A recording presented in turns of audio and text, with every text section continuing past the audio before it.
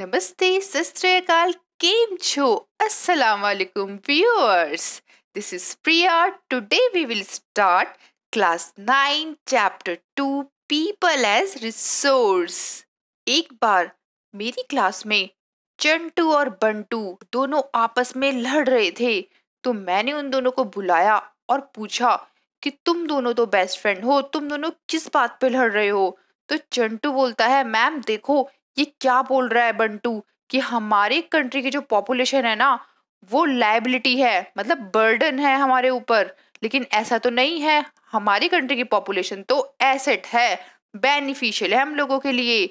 तो मैम आप ही बताओ कि हमारी कंट्री की पॉपुलेशन एसेट है या लायबिलिटी है। फिर मैंने कहा चंटू बंटू से, ध्यान से सुनो तुम दोनों कि पीपल रिसोर्स कब बनता है, जब पीपल्स के पास ना, किसी भी ह्यूमन के पास अच्छी स्किल्स होती है तो वो एक रिसोर्स की तरह काम करता है, और जो भी वो अर्न करता है मनी वो ग्रॉस नेशनल प्रोडक्ट में इंक्लूड होता है। मतलब हमारी कंट्री में कितना पैसा लोग अर्न कर रहे हैं उस टोटल मनी को बोला जाता है ग्रॉस नेशनल प्रोडक्ट। जैसे कि हमारे पापा हैं, वो जॉब करते हैं, जॉब करके वो मनी लेकर आते हैं, अर्न करते हैं मनी, तो वो सारा पैसा भी ग्रॉस नेशनल प्रोडक्ट में ही इंक्लूडेड होता है। इससे प्रोडक्टिविटी भी इंक्रीज होती है, मतलब कि जो भी सामान बनता है, जो भी गुड्स बनता है, उनका प्रोडक्शन ज्यादा से ज्यादा होता है क्योंकि लोगों के पास स्किल्स होती हैं। तो ये एक तरीके से रिसोर्स ही तो बन गया। जैसे और रिसोर्सेज होते हैं, नेचुरल रिसोर्सेज होते हैं, ऐसे ही ह्यूमन रिसोर्स भी बन जाता है जब लोगों के पास स्किल्स आ जाती हैं, लोग एजुकेटेड हो जाते हैं और हेल्दी हो जाते हैं ना, तो ह्यूमन कैपिटल फॉर्मेशन हो जाता है। मैं एक विलेज की स्टोरी सुनाती हूँ, उससे और क्लियर हो जाएंगे सारे कंसेप्ट्स। एक विलेज में दो फ्रेंड्स रहते हैं, एक का नाम होता है साकाल और दूसरे का नाम होता है विलास। साकाल को उसके पेरेंट्स बहुत पढ़ाते लिखाते हैं, 10th कर लेता है, वो ग्रेजुएशन करता है और उसके बाद उसकी काफी अच्छी जॉब लगती है जिससे वो ज्यादा मनी अर्न कर पाता है। लेकिन दूसरी तरफ देखा जाए तो विलास बेचारा अनपढ़ होता है, इलिटरेट होता है, वो पढ़ा लिखा नहीं होता है क्योंकि उसके घर में कोई कमाने वाला नहीं होता है। उसकी मम्मी बेचारी फिश को बेच के जो भी थोड़ा बहुत पैसा मिलता है उससे घर का गुजारा करती हैं, और उसकी मम्मी जो है ना, उनकी भी तबीयत खराब हो जाती है तो विलास को ये सारा काम करना पड़ता है। और विलास भी बहुत बीमार रहता है, उसकी तबीयत खराब रहती है क्योंकि उसे अर्थराइटिस की प्रॉब्लम होती है। इस वजह से वो कहीं स्कूल भी नहीं जा पाता है और अच्छे से कमा भी नहीं पाता है, और वो अनपढ़ होता है तो उसको ज्यादा पैसा मिलता भी नहीं है कमाने का। तो इस स्टोरी से हमें ये पता लगता है कि हमें अच्छे से एजुकेशन लेनी है और हेल्थ अच्छी रखनी है अपनी। इसीलिए हमें इन्वेस्टमेंट एजुकेशन और हेल्थ पे करनी चाहिए, तभी तो टोटल प्रोडक्टिविटी इंक्रीज होगी हमारी कंट्री की इकोनॉमी की। Economic activities by man and women. अब जो विलास और साकाल थे ना, वो अलग अलग एक्टिविटीज में काम कर रहे थे। तो जितनी भी एक्टिविटीज होती है ना, वो 3 मेन सेक्टर में डिवाइड होती है। फर्स्ट है प्राइमरी, दूसरा है सेकेंडरी और थर्ड है हमारा टर्शरी सेक्टर। प्राइमरी सेक्टर में एग्रीकल्चर वाला पार्ट आता है। मैं आपको एग्जाम्पल से समझाती हूँ। ये जो आप गोल गोल रोटी खाते हो ना, ये कहाँ से आती है? ये देखो, वीट से आती है। तो कोई भी फार्मर पहले वीट ग्रो करता है, तो वो वाला सेक्टर होता है प्राइमरी सेक्टर। उस वीट को ग्रो करने के बाद ये लोग फैक्ट्री में लेके जाते हैं, मैन्युफैक्चरिंग कराते हैं। तो जो फैक्ट्री वाला पार्ट है, मैन्युफैक्चरिंग वाला पार्ट है, ये हो गया हमारा सेकेंडरी सेक्टर। अब यहाँ पे उस वीट से हमने आटा बना लिया। अब ये आटा मार्केट में ले जाया जाएगा, तो मार्केट में ले जाने के लिए ट्रांसपोर्ट फैसिलिटी होनी चाहिए। तो जो मार्केट में ले जा रहे हैं ना, ट्रांसपोर्ट फैसिलिटी है, वो हमारा टर्शरी सेक्टर है। आई होप आपको अभी तीनों सेक्टर क्लियर हो गए होंगे। और टर्शरी सेक्टर में ना सर्विसेज भी आती हैं, जैसे कि मैं आपको पढ़ा रही हूँ तो मैं आपको एक सर्विस दे रही हूँ। तो अब आपको पता चल गया होगा कि जो आपके घर में गोल गोल रोटी आप खाते हो, तो वो कैसे प्राइमरी से सेकेंडरी में आती है, सेकेंडरी से टर्शरी में आती है और उसके बाद आपके पेट में आती है, जिससे आपका टमी हो जाता है फुल। इन एक्टिविटीज को हम नेशनल इनकम में भी ऐड करते हैं, और ये इकोनॉमिक एक्टिविटी 2 पार्ट्स में डिवाइड होती है, मार्केट एक्टिविटी और नॉन मार्केट एक्टिविटी। इतने में चंटू बोलता है, मैम मुझे पता है मार्केट एक्टिविटीज क्या होती है।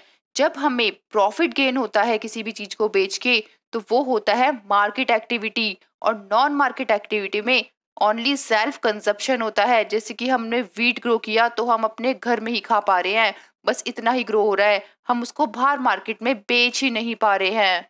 और एक और बात मैम, अब मुझे पता चला कि मैन और वीमेन में इतना डिफरेंस क्यों होता है। क्योंकि जो वीमेन्स होती है ना, लाइक हमारी मम्मा, तो वो घर का काम करती हैं, उन्हें कोई पैसे ही नहीं देता है घर के काम के। और जो मैन होते हैं जैसे हमारे पापा, तो वो बाहर जाके काम करते हैं और अर्निंग करते हैं, पैसा कमा के लाते हैं। तो इस वजह से उनको नेशनल इनकम में काउंट किया जाता है। सही पकड़े हो चंटू बेटा। अब तुम्हें एक और बात बताते हैं कि एजुकेशन और स्किल बहुत इंपॉर्टेंट है अगर हमें ज्यादा से ज्यादा मनी अर्न करना है। तो अगर हमें कोई काम करना है तो उसके लिए हमें ट्रेनिंग लेनी पड़ेगी। ट्रेनिंग लेने से तो हम सीखेंगे ना किसी काम को। तो अब हमने वो काम सीख लिया है तो हमें स्किल मिल गई, तो इसे बोला जाता है स्किल्स। बंटू बेटा, तुम्हारा ध्यान कहीं और ही जा रहा है, तुम नहीं सुन रहे हो मैं क्या बोल रही हूँ।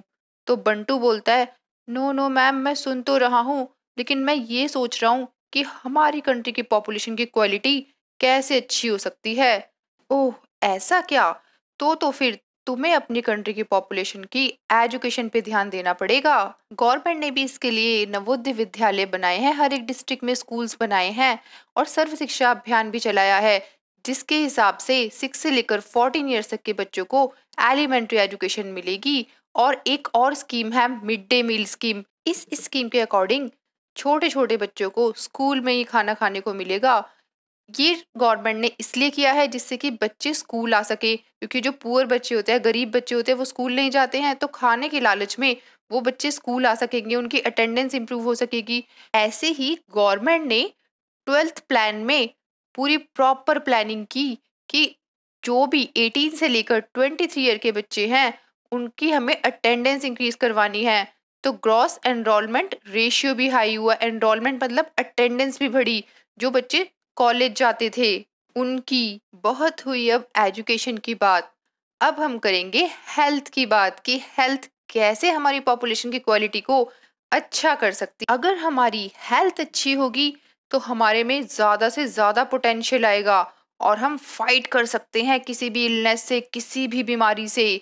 गवर्नमेंट ने तो काफी सारी नेशनल पॉलिसीज भी बनाई हैं जिसमें फोकस किया गया है हेल्थ केयर को, कि फैमिली वेलफेयर न्यूट्रिशन सर्विसेज दी जाए लोगों को, और ज्यादा से ज्यादा ये सारी चीजें अंडर प्रिविलेज लोगों को मिले। अंडर प्रिविलेज होता है जो लोग गरीब होते हैं, जिनको ये सारी चीजें प्रोवाइड नहीं हो पाती हैं। अगर हेल्थ अच्छी होगी तो लाइफ एक्सपेक्टेंसी भी बढ़ेगी। लाइफ एक्सपेक्टेंसी बोले तो लोग ज्यादा से ज्यादा ईयर्स तक जिएंगे। अगर हेल्थ अच्छी हो तो इन्फेंट मोर्टेलिटी रेट भी कम हो जाता है। इन्फेंट मोर्टेलिटी रेट बोले तो जो बच्चे 1 साल से छोटे होते हैं और उनकी डेथ हो जाती है तो उसे बोला जाता है इन्फेंट मोर्टेलिटी रेट। और बर्थ रेट बोला जाता है जब 1000 पीपल में कोई बच्चा बॉर्न होता है तो। और डेथ रेट बोला जाता है कि कोई भी पीपल अगर 1000 पीपल में डेथ हो जाती है किसी पीपल की तो उसे बोला जाता है डेथ रेट। बंटू के माइंड में एक और क्वेश्चन घूम रहा होता है गोल गोल। वो पूछता है कि मैम, मेरे मामा तो पोस्ट ग्रेजुएट हैं, इतनी पढ़ाई करी है उन्होंने, इतनी एजुकेशन ली है, तब भी वो घर पे निठल्लों की तरह बैठे हुए हैं। अच्छा, ऐसा क्या? तो वो अनएम्प्लॉयमेंट में काउंट होंगे। मैं तुम्हें अनएम्प्लॉयमेंट के बारे में बताती हूँ। जब कोई पर्सन काम करना चाहता है लेकिन उसे जॉब ही नहीं मिलती तो उसे बोला जाता है अनएम्प्लॉयमेंट। अनएम्प्लॉयमेंट में वही पीपल काउंट होते हैं जिनकी एज 15 से लेकर 59 के बीच की होती है। अगर हमारे छोटे भाई बहन हैं वो नहीं कर रहे हैं जॉब तो इसका मतलब ये नहीं है कि वो अनएम्प्लॉयड हैं। या हमारी मम्मी जो घर में काम करती हैं वो भी अनएम्प्लॉयमेंट में काउंट नहीं होंगी, क्योंकि वो पैसा अर्न नहीं कर रही है, मनी अर्न नहीं कर रही है, बाहर जाके काम नहीं कर रही हैं, और वो बाहर जाके काम करना भी नहीं चाहती हैं, तो इसलिए वो अनएम्प्लॉयमेंट में काउंट नहीं होंगी। अनएम्प्लॉयमेंट में वही लोग काउंट होते हैं जो काम करना चाहते हैं और उन्हें जॉब नहीं मिल रही है। रूरल एरिया में तो 2 टाइप का अनएम्प्लॉयमेंट होता है, फर्स्ट सीजनल और सेकंड डिस्गाइज्ड। सीजनल में तो जो फार्मर्स होते हैं वो एग्रीकल्चर में काम करते हैं, तो उन बेचारों को पूरे साल भर तो काम करने को मिलता नहीं है, कुछ टाइम उन्हें खाली बैठना पड़ता है। जब जो सीड होती है वो ग्रो हो रही होती है उस टाइम पर। तो इस वजह से इसे सीजनल अनएम्प्लॉयमेंट बोला जाता है। और नेक्स्ट है हमारा डिस्गाइज्ड अनएम्प्लॉयमेंट। इसमें पीपल ऐसे अपीयर होते हैं कि वो एम्प्लॉयड हैं, वो जॉब कर रहे हैं, लेकिन रियलिटी में वो जॉब नहीं कर रहे होते हैं। एग्जाम्पल लेते हैं एग्रीकल्चर का ही। कोई एक फील्ड है, उस फील्ड में ओनली 5 पीपल की जरूरत है, लेकिन 3 और एक्स्ट्रा पीपल आ जाते हैं, तो टोटल हो जाते हैं 8 पीपल। अब उस फील्ड में 8 पीपल की जरूरत ही नहीं है, 5 पीपल ही काम कर लेंगे, इतना ही बहुत है। लेकिन 3 पीपल ये दिखाना चाहते हैं कि हम भी काम कर रहे हैं, हम भी एम्प्लॉयड है, जबकि उनकी जरूरत ही नहीं है। तो वो जो 3 एक्स्ट्रा पीपल्स है उन्हें हम डिस्गाइज्ड अनएम्प्लॉयमेंट में काउंट करेंगे। अर्बन एरिया में, सिटी वाले एरिया में भी एजुकेटेड अनएम्प्लॉयमेंट होता है। एजुकेटेड अनएम्प्लॉयमेंट बोले तो अगर किसी ने 10th की हो, ग्रेजुएशन की हो, पोस्ट ग्रेजुएशन की हो, लेकिन उस बेचारे को जॉब ही नहीं मिल रही है, तो ऐसे पर्सन को हम एजुकेटेड अनएम्प्लॉयमेंट में काउंट करेंगे। इस वजह से जो पीपल्स होते हैं ना, उनको डिप्रेशन हो जाता है, होपलेस हो जाते हैं, क्योंकि वो ये सोचते हैं यार हम तो इतना पढ़ लिख लिए, तब भी हमारे हाथ में जॉब ही नहीं है, हम तो एक बर्डन की तरह बन गए हैं अपनी फैमिली के लिए। इसका भी एक रीजन है कि पीपल्स एजुकेटेड तो हो जाते हैं, लेकिन उनके पास उस लेवल की स्किल्स नहीं आती जिस लेवल की स्किल्स कंपनीज को चाहिए होती हैं। तो हमें एजुकेशन के साथ साथ अपनी स्किल्स भी इम्प्रूव करनी पड़ेगी, तभी एक अच्छी जॉब मिलेगी हमें। ओह, अब पता चला मुझे मैम कि जो मेरे मामा जी हैं वो एजुकेटेड अनएम्प्लॉयमेंट में काउंट होंगे। इतने में ही चंटू बोलता है कि मैम हमें तो डोरेमोन की तरह बनना चाहिए, फिर तो उसके पास कितनी सारी स्किल्स हैं जिससे वो नोबिता की हेल्प कर पाता है। चंटू बेटा, तुम कुछ ज्यादा ही चंट होते जा रहे हो। इकोनॉमिक्स को तुमने कार्टून से लिंक कर दिया। ये थी इस चैप्टर की शॉर्ट स्टोरी। अब हम इसे पढ़ेंगे डिटेल में। चंटू बंटू चलो फटाफट क्लास में।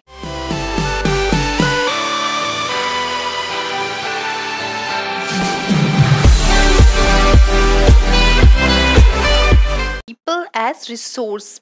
इस चैप्टर में हम देखेंगे कि पीपल की अगर एजुकेशन और हेल्थ अच्छी हो तो वो एक रिसोर्स बन सकते हैं हमारी कंट्री के लिए। इस पूरे चैप्टर में पीपल को एज अ रिसोर्स बताया गया है कि किसी भी कंट्री की पॉपुलेशन एसेट होती है, ना कि लायबिलिटी।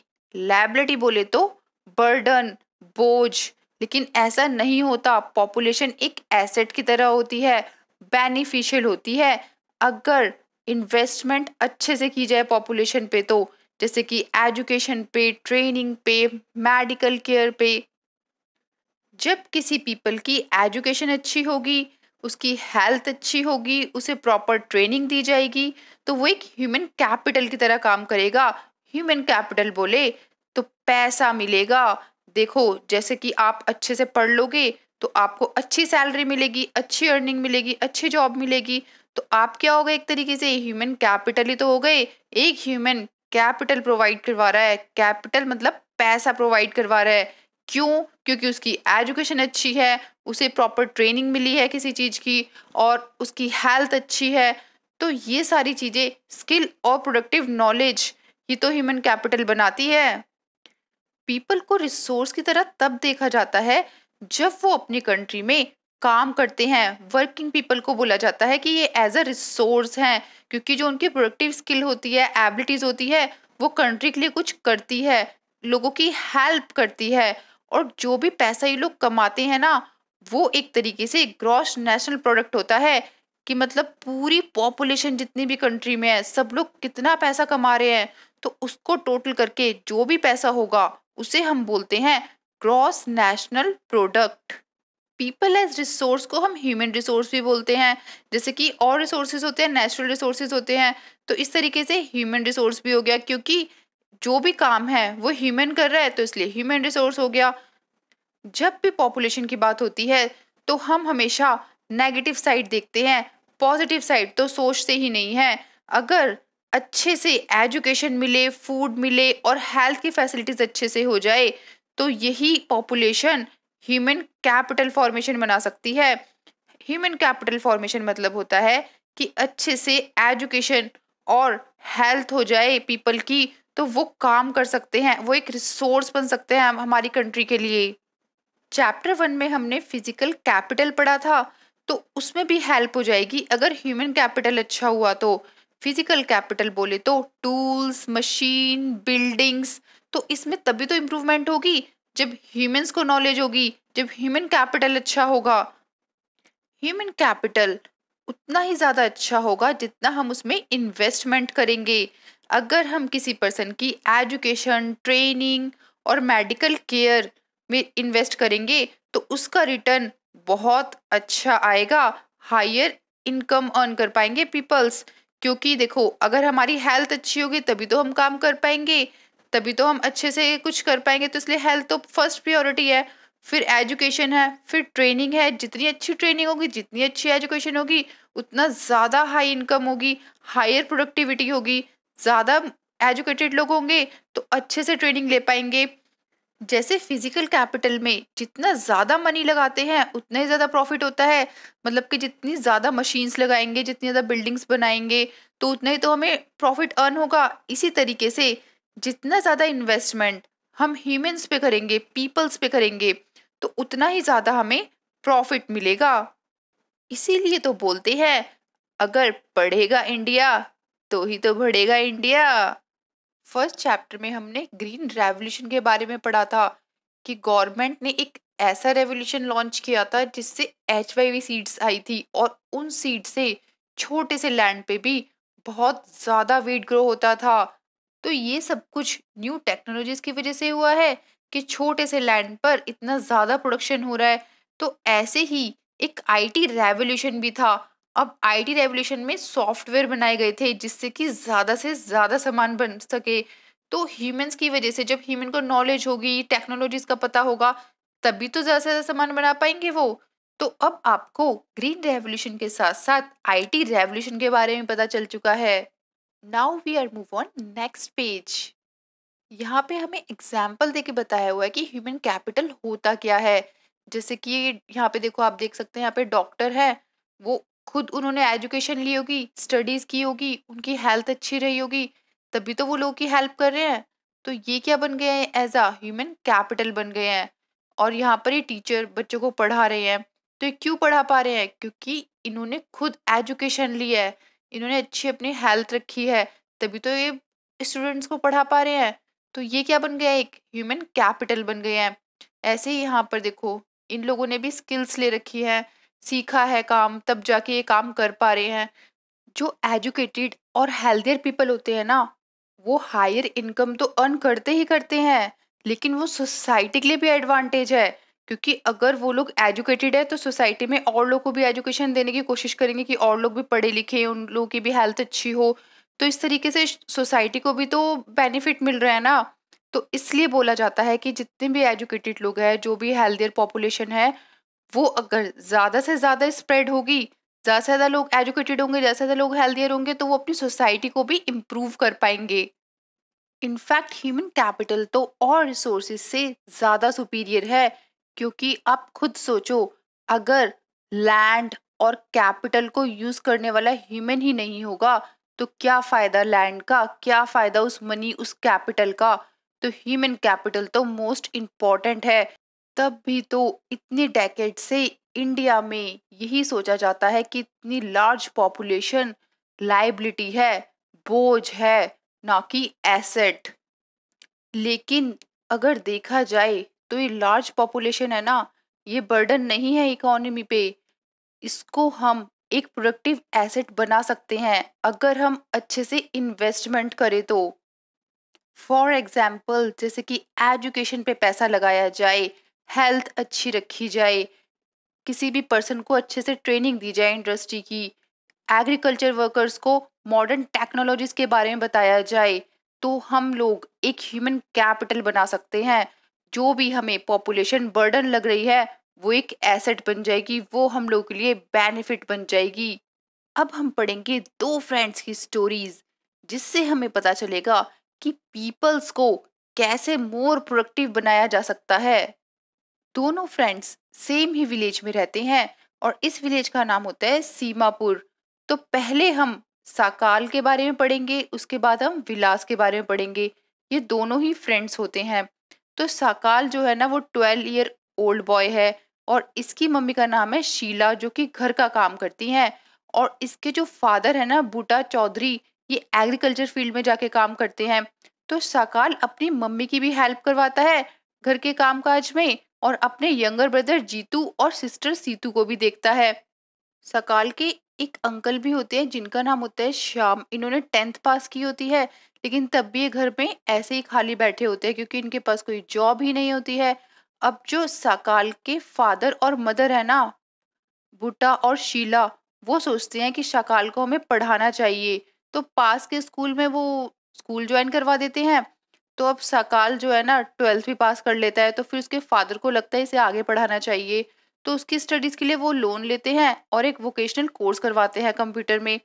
अब सकाल को बहुत ज़्यादा इंटरेस्ट आता है कि वाओ, मैं आगे भी स्टडीज़ कर रहा हूँ, अब तो मैं कुछ अच्छा ही करूँगा। तो उसको एक जॉब मिल ही जाती है प्राइवेट कंपनी में। अब वो ना खुद का एक सॉफ्टवेयर डिज़ाइन करता है, इससे उसको एप्रिसिएशन दी जाती है। तो उसके बॉस जो है ना, उसको रिवॉर्ड देते हैं और उसका प्रमोशन कर देते हैं। अब हम देखते हैं सकाल के फ्रेंड की स्टोरी। तो let's move on next page. Vilas 11 year old boy था और ये सकाल के ही विलेज में रहता था। विलास के फादर का नेम था महेश, जो कि एक फिशरमैन थे। जब विलास 2 साल का था ना, तभी उसके पापा की डेथ हो गई थी। और उसकी मदर गीता अब फिश को सोल्ड करती थी, बेचती थी, और उससे पैसा जो आता था उससे फैमिली को चलाती थी।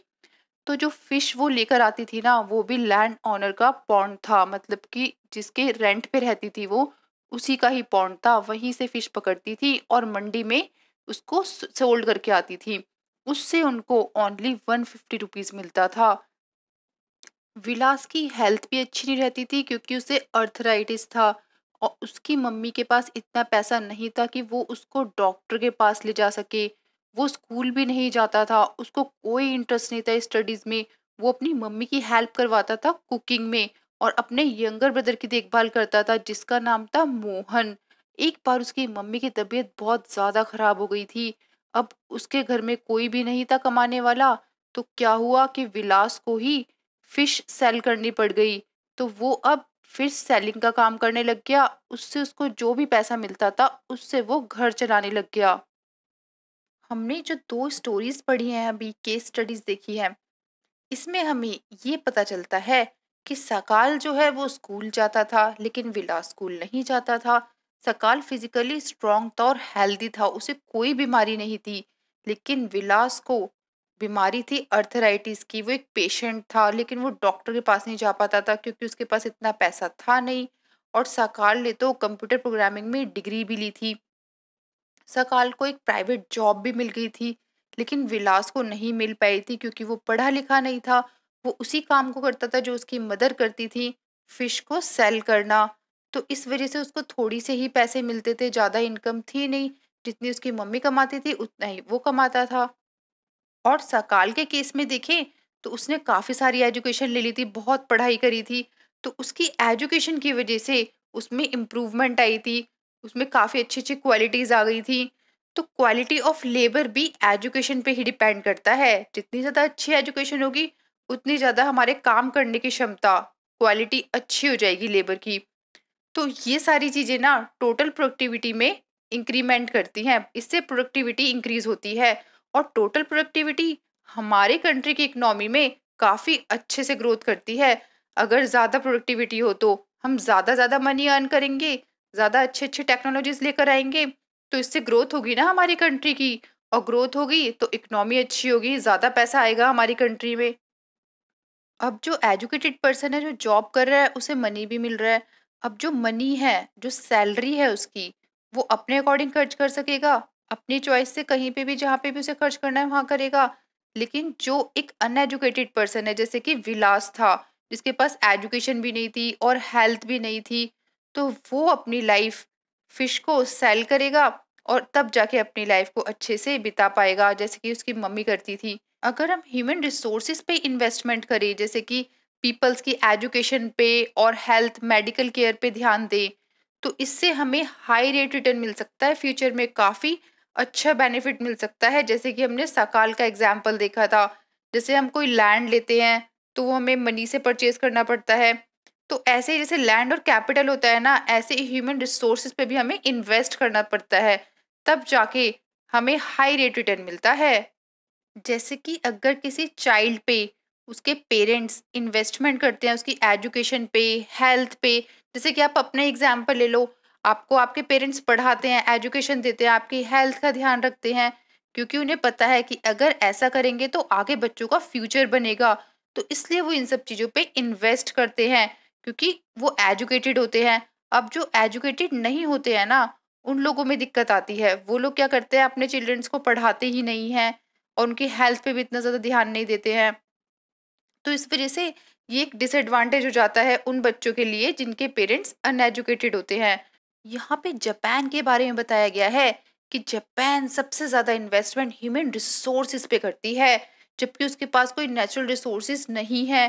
तो वो कंट्री कैसे डेवलप और रिच हो सकती है? सोचो सोचो, अगर ये लोग नेचुरल रिसोर्सेज किसी और कंट्री से लेते हैं, तो ये लोग रिच और डेवलप्ड कैसे बन सकते हैं?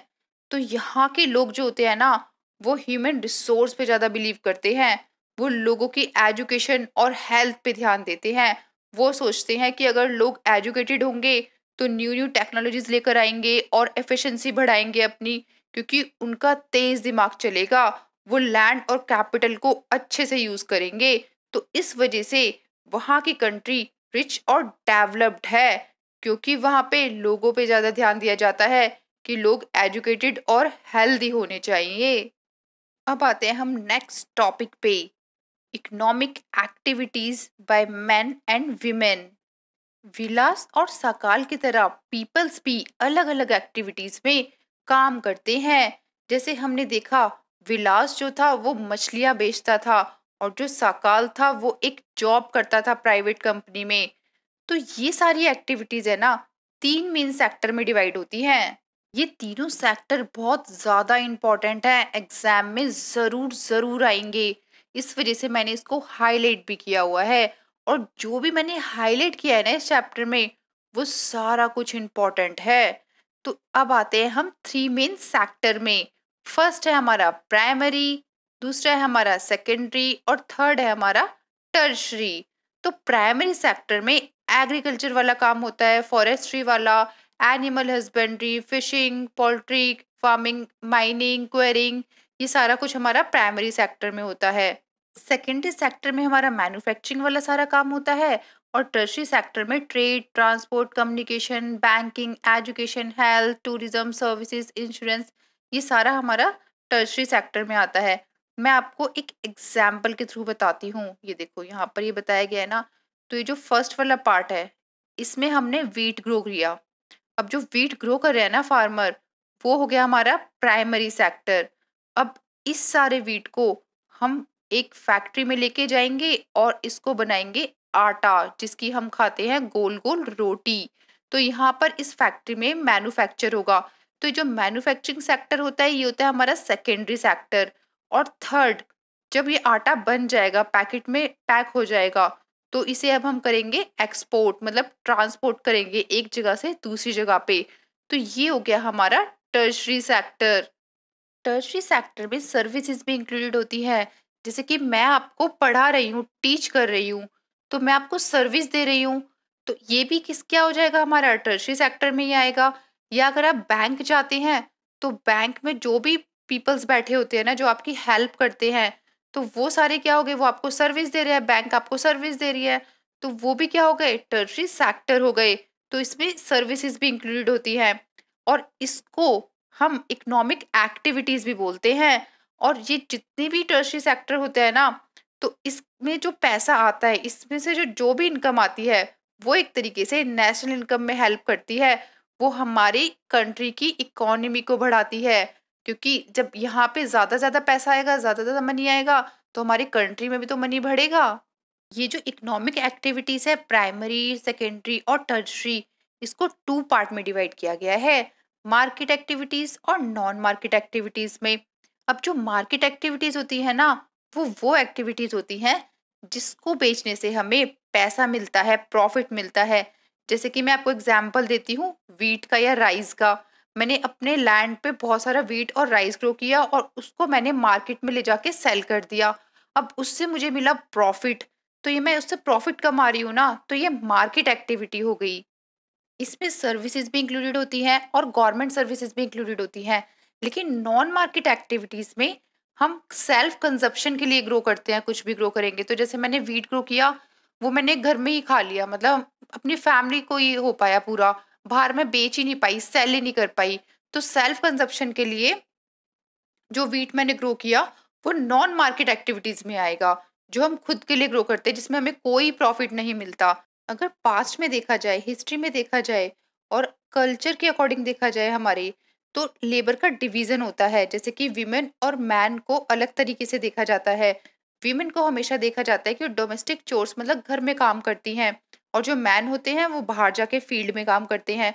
जैसे कि सकाल की मदर थी शीला, वो घर में ही काम करती थी, खाना बनाती थी, बर्तन धोती थी, बच्चों की देखभाल करती थी। और जो सकाल के फादर थे बूटा, वो फील्ड में जाके काम करते थे और वहां पे उनको पैसा मिलता था, तो उससे वो अपनी फैमिली को खाना पीना अच्छे से कर पाते थे, चला पाते थे। तो जो शीला थी ना, उसको पैसा नहीं दिया जाता था क्योंकि वो घर में ही काम करती थी। हाउस होल्ड वर्क को, घर के कामकाज को नेशनल इनकम में नहीं इंक्लूड किया जाता है, क्योंकि इसमें विमेन को पैसा ही नहीं मिलता। अगर मनी नहीं मिलेगा तो उसे नेशनल इनकम में इंक्लूड ही नहीं किया जाएगा। जहाँ पे भी मनी की बात होती है कि कोई मनी अर्न कर रहा है, तो जो मनी अर्न कर रहा है वो हमारे नेशनल इनकम में इंक्लूड होती है। जैसे कि गीता थी, विलास की मदर, तो वो क्या कर रही थी, वो सेल कर रही थी फिश को और पैसा कमा रही थी। तो वो पैसा नेशनल इनकम में इंक्लूड होगा क्योंकि वो बाहर से पैसा अर्न करके ला रही हैं। विमेन्स को जब भी पैसा मिलता है जब वो लेबर मार्केट में एंटर करती है, मतलब कि बाहर जाके काम करती हैं। लेकिन वीमेन जो होती है ना, वो मैन के कंपैरिजन में कम कमाती हैं, उनको कम मिलती है अर्निंग। क्योंकि जो मेल होते हैं ना, उनकी एजुकेशन और स्किल अच्छी होती है, वीमेन्स की इतनी अच्छी नहीं होती है, वो इतनी पढ़ी लिखी नहीं होती हैं। इसीलिए तो बोलते हैं कि जो एजुकेशन होती है ना, वो बहुत ज़्यादा इम्पोर्टेंट होती है हर एक इंडिविजुअल पीपल के लिए। उससे हम ज़्यादा से ज़्यादा मनी अर्न कर सकते हैं, इकोनॉमिक अपॉर्चुनिटीज़ अच्छी हो जाती हैं। स्किल्स भी बहुत इंपॉर्टेंट होती हैं। स्किल्स को मैं इजी लैंग्वेज में बताऊं, तो अगर आपको कोई काम करना है तो उसके लिए ट्रेनिंग लेनी पड़ेगी, तभी तो आप काम को सीखोगे। अगर आप काम को सीख जाते हो तो आपके पास स्किल्स आ जाती हैं। तो अब इन स्किल्स का यूज करके और एजुकेशन का यूज करके आप अच्छी अर्निंग कर सकते हो, आपको अच्छा प्रॉफिट हो सकता है। ज्यादातर वीमेंस के पास एजुकेशन होती नहीं है, बहुत कम एजुकेशन होती है और स्किल्स भी बहुत कम होती है। तो इस वजह से उनको कम पैसा दिया जाता है काम करने का मैन के कंपैरिजन में। और वीमेन्स के पास कोई जॉब सिक्योरिटी भी नहीं होती और उनको कोई लीगल प्रोटेक्शन भी नहीं मिलती है।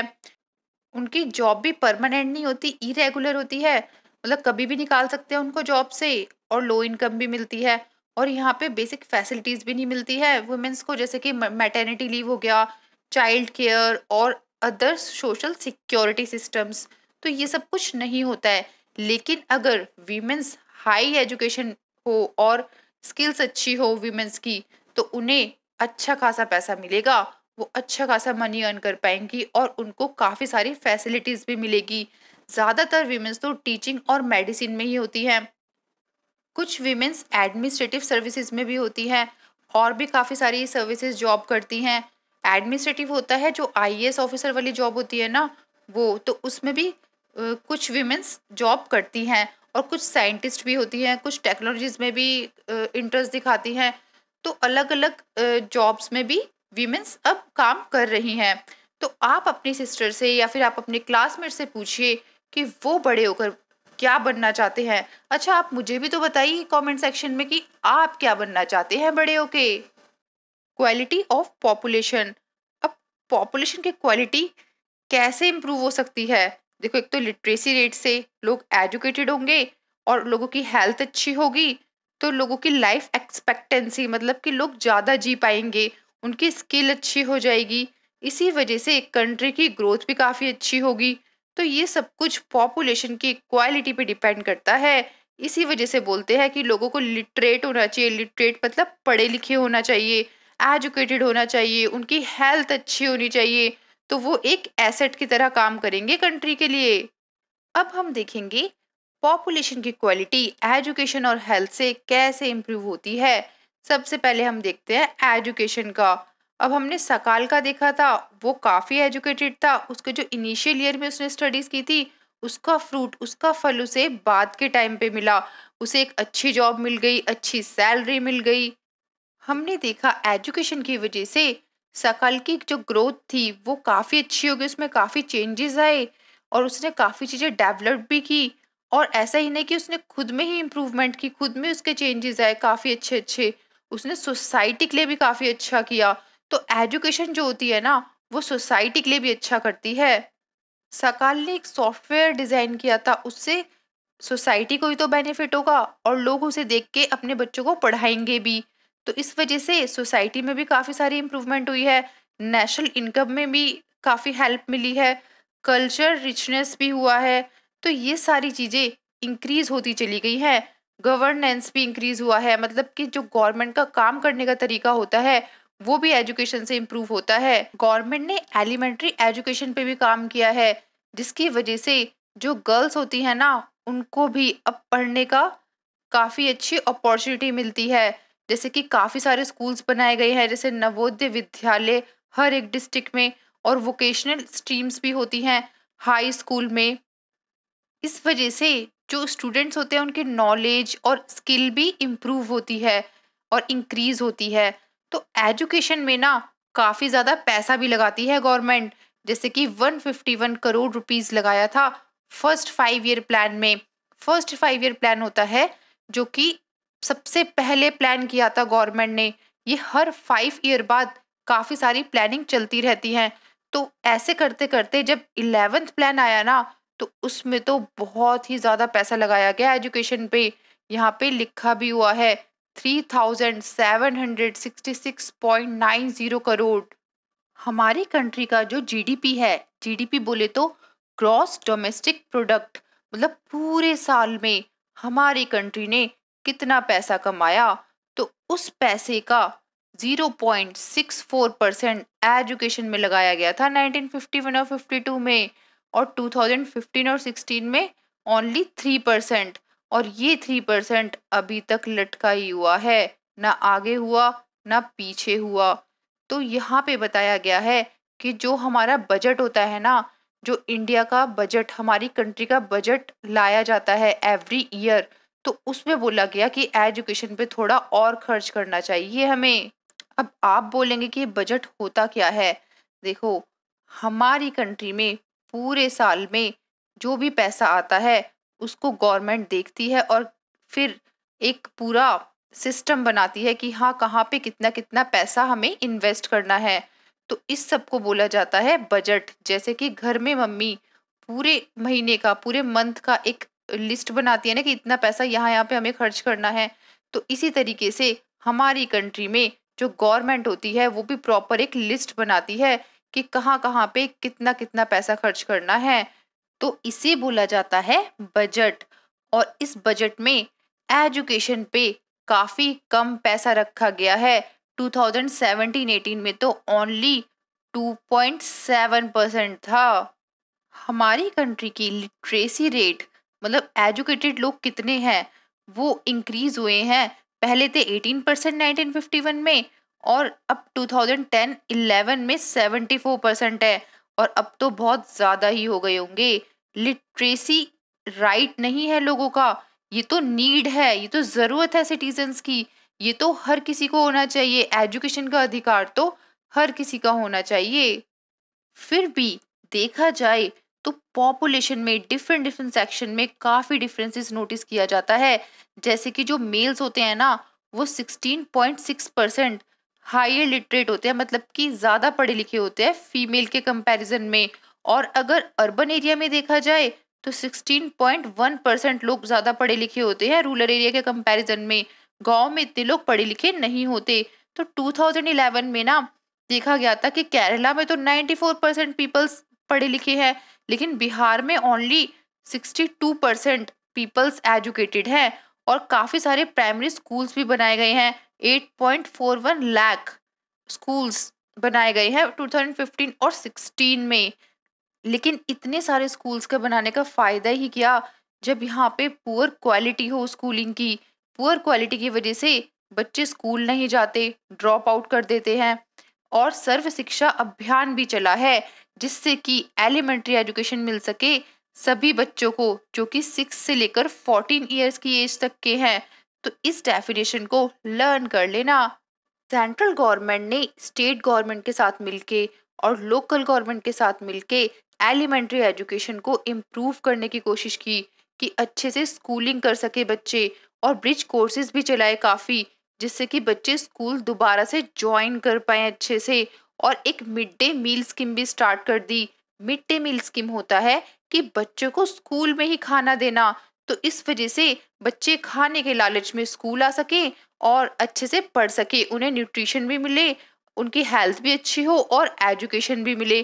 तो ये सारी पॉलिसीज गवर्नमेंट ने इसलिए निकाली थी जिससे कि लोग अच्छे से लिटरेट हो पाए, लोगों को एजुकेशन मिले और अटेंडेंस भी अच्छे से बच्चों की हो पाए, डेली बच्चे आए स्कूल।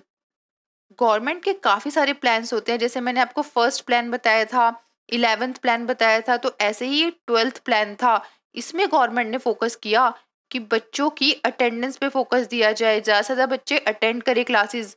तो इससे ग्रॉस एनरोलमेंट रेशियो इंक्रीज हुआ, बच्चों की अटेंडेंस इंक्रीज हुई। तो जो 18 और 23 ईयर्स के बीच के स्टूडेंट्स थे ना, उनकी एनरोलमेंट काफ़ी ज़्यादा इंक्रीज हुई, ज़्यादा से ज़्यादा बच्चे एडमिशन लेने लग गए। 2017 और 18 में 25.2% थे, लेकिन 2020 और 21 में 30% हो गए। काफ़ी इंक्रीमेंट आ गया। ये इंक्रीमेंट इसलिए आया क्योंकि स्कूलिंग में और जो एजुकेशन की क्वालिटी थी उसको काफ़ी अच्छा किया गया, करिकुलम मॉडिफिकेशन लाए गए, वोकेशनलाइजेशन लाया गया, नेटवर्किंग अच्छी हुई, इंफॉर्मेशन टेक्नोलॉजीज पे ध्यान दिया और डिस्टेंस एजुकेशन पे फोकस दिया गया। डिस्टेंस एजुकेशन होती है जैसे कि आप घर बैठ के भी पढ़ सकते हैं, और फॉर्मल, नॉन फॉर्मल और आईटी एजुकेशन इंस्टीट्यूशन पे, इन सब पे ही फोकस दिया गया जिससे कि एजुकेशन को इम्प्रूव किया जाए। अगर हम पास्ट 50 ईयर्स में देखें तो काफ़ी सारे इंस्टीट्यूशन और यूनिवर्सिटीज़ बनाई गई हैं। अब तो बहुत सारी यूनिवर्सिटीज़ हो गई, काफ़ी सारे कॉलेजेस हो गए हैं, तो इससे बच्चों को अच्छे से एजुकेशन मिल पा रही है। तो हम एक टेबल देखेंगे जिसमें हमें पता लगेगा कि कैसे इंक्रीमेंट हुआ है कॉलेजेस और यूनिवर्सिटीज़ का। यहाँ पे चार्ट दिया गया है, इसमें जैसे ईयर बताया गया है 1950 से 51 तक। नंबर ऑफ कॉलेजेस 750 थे और नंबर ऑफ यूनिवर्सिटीज 30 थी। स्टूडेंट्स इतने थे, teachers in university in college मतलब टीचर्स इतने थे, 24,000 थे। तो हर ईयर का बताया गया है। तो इस तरीके से हम पता लगा सकते हैं कि कौन से ईयर में कितने नंबर ऑफ कॉलेजेस थे, कितने नंबर ऑफ यूनिवर्सिटीज थी, स्टूडेंट्स कितने थे, टीचर्स कितने थे। ये चार्ट इतने इम्पोर्टेंट नहीं है, बस आपको पता होना चाहिए कि कैसे कैसे क्या क्या चीज़ें होती हैं।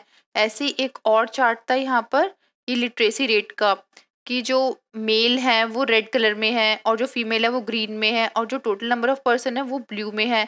तो सबसे ज़्यादा लिटरेसी रेट, सबसे ज़्यादा पढ़े लिखे लोग मेल जो है 2011 में है, और फीमेल भी 2011 में है और पर्सन्स भी 2011 में है। एजुकेशन के बारे में तो हमने अब बहुत पढ़ लिया। अब हम पढ़ेंगे हेल्थ के बारे में, कि हेल्थ कैसे हमारी पॉपुलेशन की क्वालिटी को इम्प्रूव करती है। Firm maximise profit. फ्रिम होता है जैसे कोई कंपनी हो गई, कोई इंडस्ट्री हो गई, तो वो लोग क्या देखते हैं कि उनके यहाँ जो एम्प्लॉय काम कर रहे हैं, जो भी पीपल काम कर रहे हैं, उनकी हेल्थ कैसी है। अगर हेल्थ अच्छी नहीं है तो वो लोग प्रॉफिट नहीं कमा पाएंगे, क्योंकि फॉर एग्जाम्पल कोई एक पीपल है, कोई पर्सन है, एम्प्लॉय है जो वहाँ पे काम कर रहा है, उसकी हेल्थ अच्छी नहीं है तो वो काम नहीं कर पाएगा, मंथ में मुश्किल से 3-4 बार आएगा, बाकी टाइम वो छुट्टी पे ही रहेगा क्योंकि उसकी हेल्थ सही नहीं होगी। तो इस वजह से जो कंपनी होगी उसे लॉस होगा। अब लॉस होगा तो कंपनी ऐसे पर्सन को रखेगी क्यों? तो कंपनी भी उसी पर्सन को रखती है जिसकी हेल्थ अच्छी होती है। तो हमें इससे पता चलता है कि हेल्थ कितनी इंपॉर्टेंट है हमारे लिए, कि हमारी हेल्थ बहुत अच्छे से रहनी चाहिए, क्योंकि हेल्थ हमारे पोटेंशियल को, हमारी एबिलिटी को बताता है, और हेल्थ की वजह से ही हम लोग बीमारियों से लड़ सकते हैं। जो भी इलनेस है, जो भी हमारे अंदर कमजोरी है, उससे फाइट कर सकते हैं। तो इससे पता चलता है कि जो हमारा आउटपुट है, जो भी हम प्रोडक्शन कर रहे हैं, जो भी हम काम कर रहे हैं, उसमें इंक्रीमेंट कब होगा, कब वो मैक्सिमाइज होगा, कब ज़्यादा से ज़्यादा होगा, जब हमारी हेल्थ अच्छी होगी। तो हेल्थ तो एक बहुत इम्पॉर्टेंट फैक्टर है हमारी लाइफ में, और हमारी कंट्री की भी यही प्रायोरिटी होनी चाहिए कि पॉपुलेशन, जितनी पॉपुलेशन है उन सबका हेल्थ स्टेटस अच्छा होना चाहिए। इसके लिए गवर्नमेंट ने काफ़ी सारी पॉलिसीज भी बनाई है, नेशनल पॉलिसी बनी है, और जो भी पॉलिसी हैं उनका यही एम है कि सभी लोगों की हेल्थ केयर अच्छे से हो, फैमिली वेलफेयर के लिए, न्यूट्रिशन सर्विसेज के लिए, इन सब के लिए पॉलिसीज बनाई गई हैं। और स्पेशली अंडर प्रिविलेज लोगों के लिए, जिन लोगों को ये सारी जो फैसिलिटी है नहीं मिल पा रही है, उनको बोला जाता है अंडर प्रिविलेज्ड।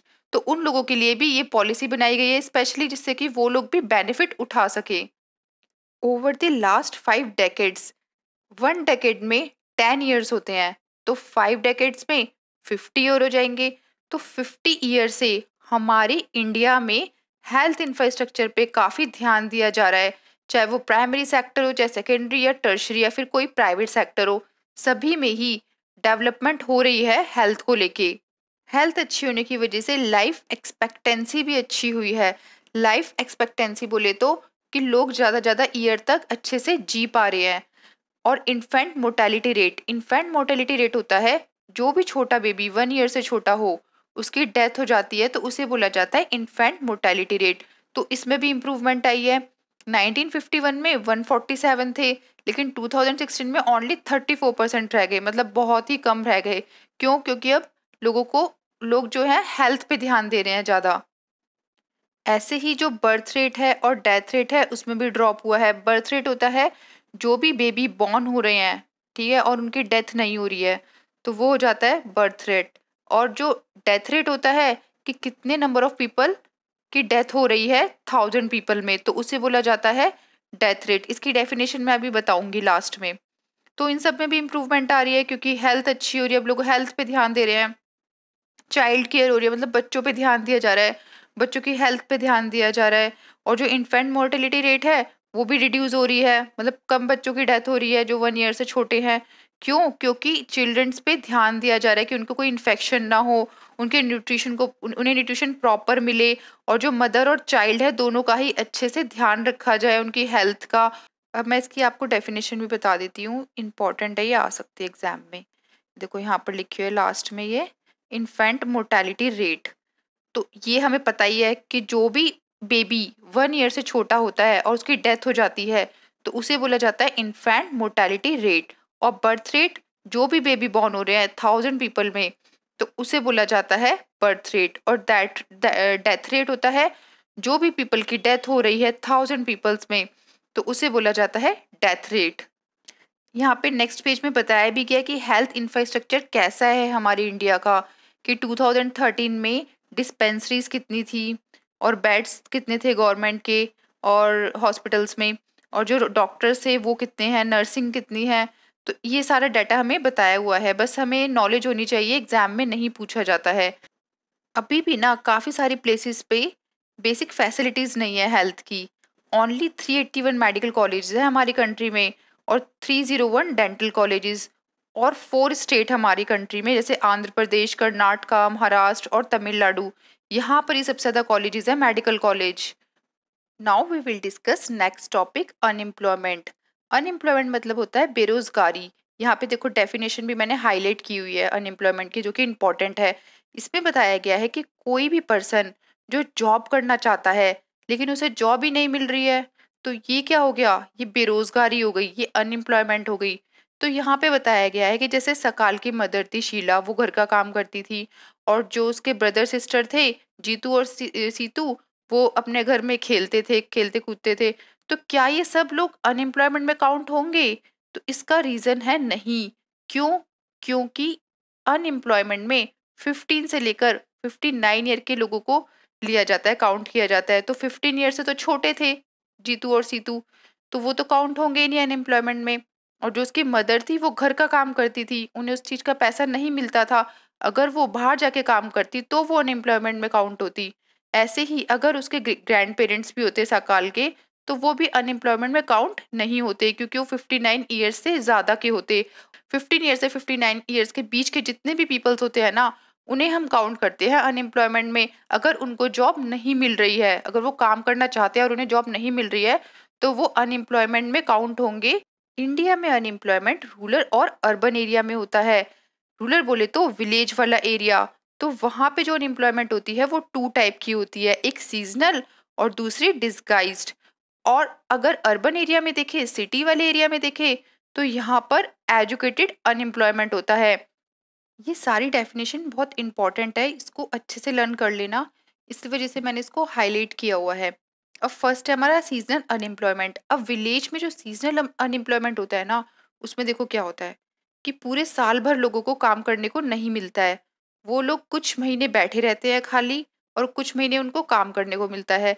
जैसे कि एग्रीकल्चर का ही आप एग्जाम्पल ले लो, फार्मर्स हैं, वो कुछ मंथ काम करते हैं और कुछ मंथ खाली बैठे रहते हैं। क्योंकि अगर एक जैसे वीट ग्रो किया, तो वीट को हमने ग्रो तो कर दिया, सोइंग तो कर दिया, अब उसे हार्वेस्ट करने करेंगे, तो उस टाइम के लिए हमें वेट करना पड़ेगा ना, तो वो 6 मंथ का टाइम होता है। तो 6 मंथ फार्मर्स को खाली बैठना पड़ता है, उनके पास कोई काम नहीं होता। तो इस वजह से इसे बोला जाता है सीजनल अनएम्प्लॉयमेंट, क्योंकि सीजन जब आता है तभी वो लोग काम करते हैं, और सीजन नहीं होता है तो उन लोगों को बैठना पड़ता है, वेट करना पड़ता है हार्वेस्टिंग का। Next, disguised unemployment. People appear to be employed, मतलब इस अनएम्प्लॉयमेंट में ना पीपल्स ऐसे दिखते हैं जैसे कि वो लोग काम कर रहे हैं, लेकिन रियलिटी में देखा जाए तो अगर उन्हें हटा दिया जाए तो भी काम रुकेगा नहीं, डिक्लाइन नहीं होगा। मैं आपको एग्जांपल बताती हूँ। एक कोई एग्रीकल्चर प्लॉट है, वहां पे हमने राइस ग्रो किए। अब उस राइस को ग्रो करवाने में ओनली 5 पीपल्स है ना, वो इनफ है। 5 से ज्यादा लोग काम करेंगे तो भी वो इतने राइस ग्रो होंगे जितना कि 5 पीपल्स कर रहे हैं मिलके। तो यहाँ पर 3 पीपल्स और आ गया एक्स्ट्रा कि यार हमारे पास काम धंधा नहीं है, चलो हम लोग इसी में ही काम कर लेते हैं। मोस्टली ये फैमिली जो होती है ना, उसमें होता है कि फैमिली मेंबर है, 8 मेंबर है फैमिली के, तो 8 के 8 उस प्लॉट में काम कर रहे हैं, जबकि जरूरत ओनली 5 पीपल्स की है हमें। तो यहाँ पर 3 एक्स्ट्रा पीपल्स हैं जो काम कर रहे हैं। अगर वो नहीं भी काम करेंगे तो भी उतना ही काम होगा जितना कि 5 पीपल्स कर रहे हैं। तो इन एक्स्ट्रा पीपल को बोला जाता है डिस्गाइज्ड अनएम्प्लॉयमेंट। कि हमें लग तो रहा है, हम देख रहे हैं कि हाँ देखो ये एम्प्लॉयड है, लेकिन वो एम्प्लॉयड नहीं है एक्चुअली में। क्योंकि अगर हम उन्हें हटा दें तो भी काम उतना ही होगा, प्रोडक्टिविटी उतनी ही होगी फील्ड में। अर्बन एरिया में एजुकेटेड अनएम्प्लॉयमेंट है। एजुकेटेड अनएम्प्लॉयमेंट बोले तो कि लोग पढ़े लिखे तो हैं, एजुकेटेड है, लेकिन उनको जॉब ही नहीं मिल रही है। जैसे कि यहाँ पे बताया गया कि मैट्रिकुलेशन, मतलब लोगों ने 10th किया हुआ है, ग्रेजुएशन किया हुआ है, पोस्ट ग्रेजुएशन किया हुआ है, तब भी उनके पास जॉब ही नहीं है। और ज्यादातर तो अनएम्प्लॉयमेंट ग्रेजुएट और पोस्ट ग्रेजुएट में है। अब यहाँ पे देखो, लोगों को जॉब नहीं मिल रही है, लेकिन कंपनी को मैन पावर चाहिए, मतलब लोग चाहिए जॉब के लिए। तो ऐसा क्या है कि ये सारी सिचुएशन ऐसे हो रही है। अब देखो, जो भी ग्रेजुएट और पोस्ट ग्रेजुएट लोग हैं ना, उन्होंने टेक्निकल स्किल्स तो ले रखी है, लेकिन उस लेवल की टेक्निकल स्किल्स नहीं है जिस लेवल की कंपनीज को चाहिए। तो इस वजह से जो कंपनी होती है उन लोग को हायर नहीं करती है, जॉब नहीं देती है। अब जो अनएम्प्लॉयमेंट है ना, वो एक तरीके से wastage of man power resource है। लोग बेरोजगार है, कुछ काम ही नहीं कर रहे हैं, तो वो किसी काम के नहीं है, वो एक तरीके से बोझ बन रहे हैं, लायबिलिटी बन रहे हैं। और अगर एसेट बनते तो अच्छा होता है इकोनॉमी के लिए। लेकिन यहाँ पर तो लोग होपलेस हो रहे हैं क्योंकि उनको जॉब ही नहीं मिल रही है। उनको इतना पैसा मिल ही नहीं रहा है कि वो अपनी फैमिली को भी सपोर्ट कर सके। एजुकेटेड पीपल, जो पढ़े लिखे लोग हैं, उनको जॉब नहीं मिल रही है, तो वो एक तरीके से सोशल वेस्ट भी तो है। वो सोसाइटी के लिए भी कुछ नहीं कर पा रहे हैं। तो unemployment tends to increase economic overload. अब वो इकोनॉमी के लिए भी ओवरलोड हो रहे हैं, मतलब कि बोझ बनते जा रहे हैं, लोड पड़ता जा रहा है। क्योंकि वो लोग काम नहीं कर रहे हैं तो अपने घर को भी नहीं चला पा रहे हैं अच्छे से, सोसाइटी के लिए भी अच्छा कुछ नहीं कर पा रहे हैं। और सब्सिस्टेंस लेवल, फैमिली का जो सब्सिस्टेंस लेवल है, जो जीने के लिए जितना उनको पैसा चाहिए उतना भी नहीं दे पा रहे हैं। तो इस वजह से हेल्थ पे भी इशू पड़ेगा। अगर कोई भी बीमार हो गया घर में, तो वो कहाँ से लेकर आएगा पैसा। तो इस वजह से काफी सारे जो स्कूल सिस्टम है ना, मतलब स्कूल्स में भी नहीं भेजते हैं लोग। Hence, unemployment has detrimental impact on the overall growth of an economy. अब ये जो अनएम्प्लॉयमेंट पीपल है, जो बेरोजगार पीपल है, वो डेट्रीमेंटल मतलब बैड इम्पैक्ट डाल रहे हैं इकोनॉमी पे। इसकी वजह से डिप्रेस्ड हो रही है इकोनॉमी, और रिसोर्सेज का भी हम एक तरीके से वेस्ट कर रहे हैं। कुछ भी गेन नहीं हो रहा है, सारी चीजें लायबिलिटी में जा रही है, मतलब बोझ लग रहा है इकोनॉमी पे कि अरे इकोनॉमी अब कैसे इंक्रीज होगी, क्योंकि लोग ही काम नहीं कर रहे, लोग ही एम्प्लॉयड नहीं है। इंडिया के केस में देखा जाए तो स्टैटिकली अनएम्प्लॉयमेंट रेट जो है बहुत लो है, कम है, मतलब बेरोजगार लोग बहुत कम है। अब इसका रीजन क्या है कि लोगों की स्किल्स तो अच्छी हैं, लेकिन उनको उसके अकॉर्डिंग पैसा नहीं मिल रहा है, बहुत कम पैसा दिया जा रहा है काम का। हमें ये तो दिख रहा है कि वो पूरे साल भर काम कर रहे हैं, लेकिन अगर हम देखें कि उस पर्सन की स्किल के हिसाब से इनकम नहीं है, उसकी बहुत कम पैसा दिया जा रहा है। अब सामने वाले की मजबूरी होती है कि यार कोई बात नहीं, कुछ तो मिल ही रहा है, एटलीस्ट घर चलाने के लिए कुछ तो कमाना पड़ेगा ही ना। इस कंडीशन में ऐसा लगता है कि लोग फोर्सफुली काम कर रहे हैं, उनका मन नहीं है उस काम करने को, उनकी चॉइस नहीं है वो काम करने की, लेकिन वो लोग कर रहे हैं। और जो उनकी चॉइस में है काम, वो उनको मिल नहीं रहा है। तो जो पुअर पीपल होते हैं ना, वो तो खाली बैठ ही नहीं सकते हैं, उनको तो चाहे कम पैसों में ही करना पड़ेगा, लेकिन उनकी तो मजबूरी ही होती है, क्योंकि उनको अर्निंग करनी है, मतलब पैसा कमाना है। अगर उन्हें सब्सिस्टेंस लेवल अपना घर चलाना है, जीना है अच्छे से, तो उन्हें कम पैसों में भी काम करना पड़ेगा। और प्राइमरी सेक्टर में देखें तो सेल्फ एम्प्लॉयमेंट होते हैं। प्राइमरी सेक्टर से एग्रीकल्चर वाला सेक्टर हो गया, तो सेल्फ एम्प्लॉयमेंट मतलब फैमिली के लोग ही काम करने लग जाते हैं उसमें। और डिसगाइज्ड अनएम्प्लॉयमेंट हो जाता है वहाँ पर, कि मतलब जहाँ पे 5 पीपल काम कर रहे हैं, वहाँ 8 पीपल काम करने लग जाते हैं फैमिली मेंबर के ही। क्योंकि दिखते तो ये है कि भैया एम्प्लॉयड है, ये लोग काम कर रहे हैं, लेकिन अगर वो 3 पीपल्स नहीं भी काम करेंगे तो भी उतना ही काम होगा जितना कि 5 पीपल कर रहे हैं। तो ऐसे लोग शेयर करते हैं पूरी फील्ड को कि चलो घर के ही लोग काम कर लेते हैं, फैमिली के लोग ही काम कर लेते हैं। तो इस तरीके से रूरल सेक्टर में अनएम्प्लॉयमेंट दिखता है हमें। अब ये चीज़ ना अनएम्प्लॉयमेंट छुपाने के लिए तो कर लेते हैं रूरल सेक्टर में कि हाँ देखो सब लोग काम कर रहे हैं तो सब लोग एम्प्लॉयड है। लेकिन ये गरीबी थोड़ी ना हटा सकता है। अगर आप ऐसे कर रहे हो, डिसगाइज्ड अनएम्प्लॉयमेंट कर रहे हो, जहाँ 5 लोग की जरूरत है वहाँ 8 लोगों को बुला रहे हो, 10 लोगों को बुला रहे हो काम करने के लिए, क्योंकि ये दिखाने के लिए कि भैया सब लोग काम कर रहे हैं घर में। तो ये चीज पॉवर्टी थोड़ी ना हटाएगा, गरीबी थोड़ी ना हटाएगा। अगर आप लेबर बढ़ाते जाओगे, उससे ये थोड़ी ना होगा कि भैया गरीबी हट जाएगी, पैसा तो उतना ही मिलेगा ना। तो काफी लोग ऐसा करते हैं कि गांव से शहर में भी माइग्रेट होते हैं, कहीं और जाते हैं जॉब करने के लिए, जिससे कि वो थोड़ा और अच्छे से अर्न कर पाए और अपनी फैमिली को चला पाए। Agriculture is the most labour absorbing sector of the economy. Agriculture में सबसे ज्यादा लेबर होती है, लेकिन अब देखा जा रहा है कि इसमें ना डिक्लाइन भी हो रहा है, क्योंकि काफी पॉपुलेशन है ना एग्रीकल्चर की, मतलब जो विलेज के लोग हैं वो शहर जाके काम कर रहे हैं। जो डिस्गाइज्ड अनएम्प्लॉयमेंट है, जो एक्स्ट्रा पीपल काम कर रहे हैं प्लॉट में एक लैंड पर, तो वो जो एक्स्ट्रा पीपल हैं वो कहीं और जाके काम कर सकते हैं ना। तो इससे फैमिली मेंबर की जो सोर्स ऑफ इनकम है वो इंक्रीज हो जाएगा, पैसा ज्यादा मिलेगा। तो वो लोग जाके है ना कहीं और शहर में जाके सेकेंडरी और टर्शरी सेक्टर में काम करते हैं। टर्शरी सेक्टर तो हमने अभी पढ़ा ही था, तो उसमें बायोटेक्नोलॉजीज आती है, इंफॉर्मेशन टेक्नोलॉजी आती है, तो वहां जाके भी लोग काम करते हैं। यहाँ पे एक स्टोरी दी गई है, उसमें बताया गया है कि जो विलेज के पीपल होते हैं वो कैसे एसेट बनते हैं इकोनॉमी के लिए। एक विलेज में काफी सारी फैमिलीज रहती थी, और वो फैमिलीज इतना प्रोड्यूस कर लेती थी कि उनका खाने पीने का जुगाड़ तो हो जाता था। और वहाँ की जो फैमिलीज थी ना, वो खुद ही अपने बच्चों को घर में ही पढ़ाती थी, और घर में ही उनके क्लोथ बनाते थे, मतलब कोई भी बाहर नहीं जाता था मार्केट वगैरह। तो एक फैमिली ने सोचा कि क्यों ना अपने बच्चे को एग्रीकल्चर कॉलेज में भेजा जाए। तो उन्होंने पढ़ाने लिखाने के लिए एग्रीकल्चर कॉलेज में भेजा अपने बेटे को, और वो लड़का बन गया एग्रो इंजीनियर। जब वो वापस आया अपने विलेज में, तो उसने एक प्लो डिजाइन किया। अब उस प्लो की वजह से वीट में ज्यादा इंक्रीमेंट होने लग गया, सरप्लस वीट होने लग गया। अब वो लोग घर पे भी वीट इतना खा रहे थे तो भी बच रहा था, तो फिर उन्होंने मार्केट में सेल किया, उससे प्रॉफिट कमाया। तो इस वजह से विलेज में एक और जॉब क्रिएट हो गई एग्रो इंजीनियर की। अब विलेज में काफी सारी फैमिलीज ने सोचा कि हम भी अपने बच्चों को पढ़ाएंगे। तो पंचायत से बोला गया कि एक स्कूल ओपन होना चाहिए, रिक्वेस्ट की गई। तो पंचायत ने एक स्कूल ओपन किया और एक टीचर को भी रिक्रूट किया, जिससे कि बच्चे अच्छे से पढ़ सके। अब सभी बच्चे स्कूल जाने लग गए थे। कुछ टाइम बाद एक फैमिली थी, तो उसने ना अपनी लड़की को, डॉटर को ट्रेनिंग दी टेलरिंग की, जिससे कि वो कपड़े सिल सके। और उसके पास एक स्किल आ गई कि वो सबके क्लोथ सिल सकती है। अब सभी लोग यहाँ पर आके क्लोथ सिलवाने लग गए अपने, क्योंकि पहले तो घर पे सिलते थे, लेकिन अब इससे सिलवाने लग गए थे। तो इससे क्या हुआ कि लोगों का टाइम भी सेव हुआ। जो फार्मर्स थे, जो खुद से अपने कपड़े सिलते थे घर पे, तो वो टाइम सेव होके वो लोग अपना फार्मिंग में करने लग गए। तो वहां पे फार्मिंग में वो लोग ज्यादा ज्यादा अपना प्रोडक्शन करने लग गए, वीट को ज्यादा ज्यादा ग्रो करने लग गए। तो इससे लोगों का टाइम भी सेव हो रहा था, और एक जॉब भी क्रिएट हो गई टेलरिंग की। इससे विलेज में एक पॉजिटिव इफेक्ट आया था और प्रॉस्पेरिटी बनी हुई थी। तो ये सारा काम क्या हुआ, एक तरीके से जॉब भी तो क्रिएट हो गई है, लोगों को स्किल्स मिल रही है विलेज में भी। तो इसमें बताया गया है कि ये सारी इकोनॉमिक एक्टिविटी को इंक्रीज करता है। तो इसी बात पे चैप्टर होता है हमारा finish. Please like and subscribe my video and share with your friends. Thank you.